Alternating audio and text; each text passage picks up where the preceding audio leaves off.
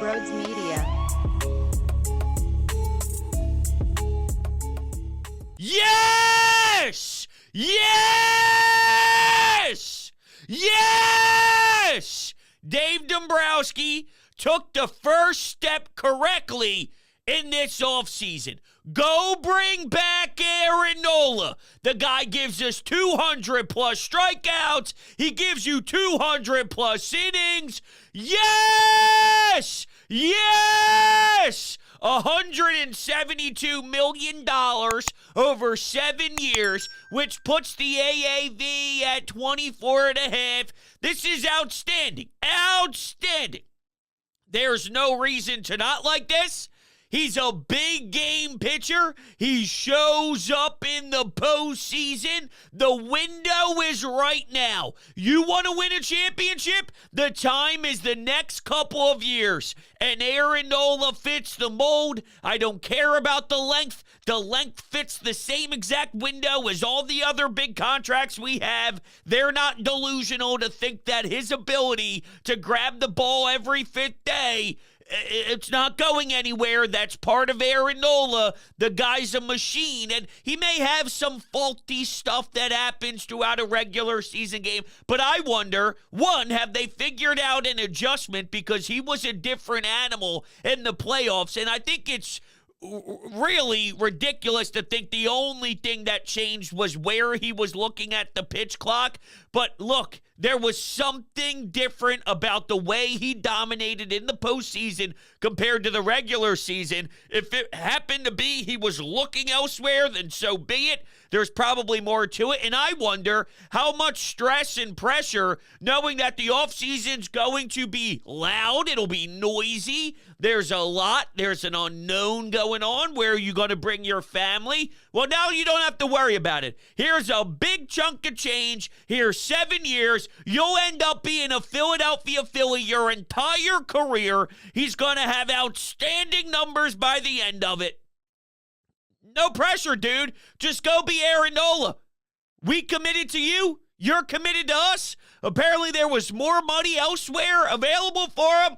He doesn't want to be a Brave. He doesn't want to put on any other uniform. He went through the grind of gross baseball with Odubel Herrera, Cesar Hernandez, Mike Franco, and the rest of some of that slop. Okay, now it's time to go win a damn championship. Now is not the time to walk away. You're getting a lot of damn money. All right, and I think it's the right move by Dave. It's the right move by John Middleton, and they're not done. Okay, they're just putting some of the pieces back together. You still need to improve this roster and this starting rotation, and Dave Dombrowski knows that. They're still on the prowl for Yamamoto, but everybody is, all right? This gives you a nice, good 1-2 punch in Wheeler Nola. Wheeler's going to get extended. They're making smart baseball moves. Sign me the hell up for this first step of the offseason, baby. Oh, baby. Oh, baby. Yes! Yes! I love it. This is going rate of today's free agent signings when looking at starting pitching. Garrett Cole signed with the Yankees when he was 29 years old. It was a 9-year, $324 million bag worth 36 AAV. Now, Garrett Cole is in a tier above Aaron Nola in my eyes, but look, the Cy Young thing doesn't change anything. Well, they could have got Blake Snell. Aaron Nola pisses me off. He's so up and down. He's so inconsistent. Aaron Nola grabs the damn ball and dominates in the playoffs. It's as simple as that. Not that some of the other options couldn't, but you got a reliable guy who's comfortable here. The locker room, the clubhouse, they all form a relationship over the X amount of seasons. Nola's been a part of that. The 1-2 punch is great, and Nola can keep up with the rest of the guys out there. But my point is with the Cy Young, because I heard some of this in my mentions when I expressed how much I love this move. Okay, it was, wow, Blake Snell's a Cy Young winner. I'd take Zach Wheeler over Blake Snell in a one-game playoff, in a Game 7 playoff. I'd take Zach Wheeler right now over a lot of guys that have won a Cy Young. The Cy Young's not the end-all, be-all. I think getting Aaron Nola is just as sexy and just as crispy as anything else you could have brought it. Sonny Gray. I mean, people just act on names. I like Sonny Gray. He's fine. He's a decent starting pitcher, and he had an excellent year, but he had bad year in big city New York. Okay, the Yankees. That sentence structure sucked. I don't know where I was going there. I wanted to add an S, seasons, Yankees, I don't know, whatever. He had bad season, a bad season with the Yankees. It's too much for him. It's not too much for Aaron Nola to pitch in Philadelphia. That's what you should get out of whatever hell this dumbass show is. I am pumped up and I love it. Now, my agenda is I want to win the division. I don't want to play a wild card series. I want to take a step back and watch other teams beat each other up. The whole nonsense of, well, the teams that wait, they're actually at a disadvantage. See this? Shove it. That is the dumbest thing I've ever heard in my life. The teams that were sitting back relaxing just sucked when it was time to play. The Houston Astros beat the Philadelphia Phillies in the World Series. Go look at their path to do it. Just because the Braves can't compete with us when it turns to fall. They tried everything. Oh, we'll do simulated games and we'll try and stay active. That's an Atlanta Braves problem. And I am so happy I don't have to see Aaron Nola in that uniform in Truist Park.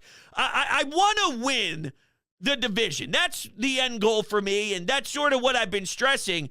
But I'm also willing to acknowledge that there's winning pedigree now around the Phillies. I'm going to enter next season saying I have the goal in mind of winning the NL East, beating the Braves, taking down the throne in the regular season. I do value that.